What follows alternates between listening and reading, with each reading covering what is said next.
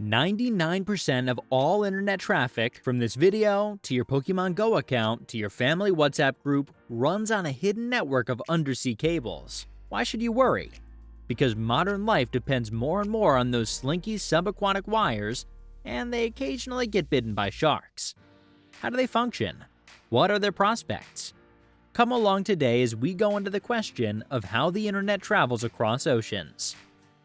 There are presently 493 operational or actively under development subsea internet cables crisscrossing the world, according to the official Submarine Cable Map website.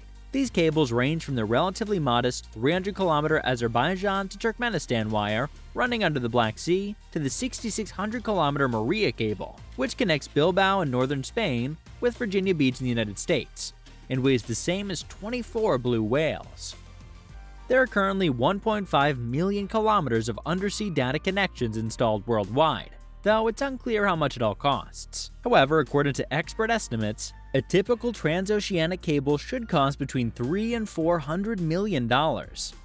Despite being around the thickness of a garden hose and having multiple plastic sheaths, copper wiring, and layers of protected thixotropic jelly around the crucial fiber optic core, on average, they can transport an amazing 100 gigabytes of data per second, with newer and forthcoming cables being able to transmit 400 gigabytes per second. How does so much data fit on such a thin cable? Dense wavelength division multiplexing, a highly complex data wrangling method, contributes to the solution. To put it simply, it enables data providers to use more than one wavelength of light to transmit information fiber optically rather than using multiple wavelengths simultaneously, which results in astonishing data speeds. At either end of the cable, there are buzzing landing sites that resemble data centers.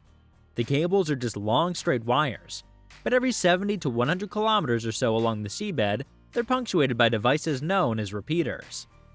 These act as amplifiers to maintain signal strength over long distances, which is why the cables include copper conductors that can carry up to 10,000 volts of direct current to power the repeaters.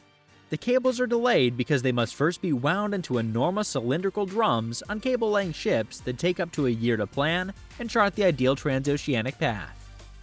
Similar online outages were brought on by the Fukushima disaster in Japan in 2011. The majority of these disruptions, however, were caused by human negligence. Typically, trawler nets, errant ships, anchors, and cables that are close to the shore are far more susceptible to the disturbance. As a result, the cables are more likely to be carefully armor-plated closer to the land. Many are even excavated out of the seabed using ship-drawn plows in the form of lengthy specialized tunnels. Incredible sharks have been seen munging on a Google submarine cable. Take a bite out of this video from 2014. Even more sinister than that, the US government has often warned of foreign adversaries like Russia or China interfering with the cables. The US administration ought to be well aware of that. Edward Snowden, a leaker, disclosed how the NSA had no problem listening in on fiber optic connections in 2013. Undersea cable ramifications for geopolitics are also fascinating. 2 years ago, the Australian government took action to stop Chinese tech giant Huawei from building a connection that would have connected it to the Solomon Islands. There's concern that China would exploit the link to infiltrate Australia's private internal networks. So who's the true owner of these cables? That's a fascinating question. As a result of the high cost of the industry, historically nations or quasi-national telecom providers have paid the bill. With a stake in around 230,000 kilometers of underwater cable, America's AT&T continues to be the largest cable owner in the world. China Telecommunication is the second largest owner. While this model helps spread the initial cost, it's less helpful when something goes wrong and nobody can agree who has to put on the wetsuit and fix it. Frequently, cables are owned by groups or consortia of up to 50 separate owners, including tech firms, local government agencies, and other businesses. Over the past few years, the vast majority of investment in undersea cable infrastructure has come from companies like Facebook, which currently owns nearly 100,000 kilometers of cables, and Google, which owns roughly the same amount. This is because big tech is increasingly realizing that its potential for growth is constrained by the undersea cable network.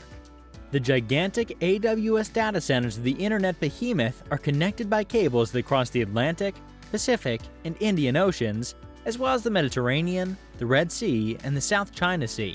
The internet giants want to portray these massive, ecologically damaging infrastructure projects as civilization-enhancing largesse on their side. But keep in mind that they're shareholder companies and fully understand that the only way they can expand is by bringing more people online. So you're probably wondering, what about Starlink? Isn't our old friend Elon on the verge of making the internet wireless? For the time being, cable is by far the cheapest and most effective way to send huge data packets across extraordinarily great distances quickly. According to even typically bullish Musk, Starlink is only aimed at people who don't presently enjoy access to high-speed fiber. But who knows how that'll play out in 10 or 20 years? Undersea cables are currently very much in the future. Google and Facebook only recently announced a cooperative project to construct the Apricot underwater cable this summer. By the year 2024, Apricot will connect Singapore, Japan, Guam, the Philippines, Taiwan, and Indonesia.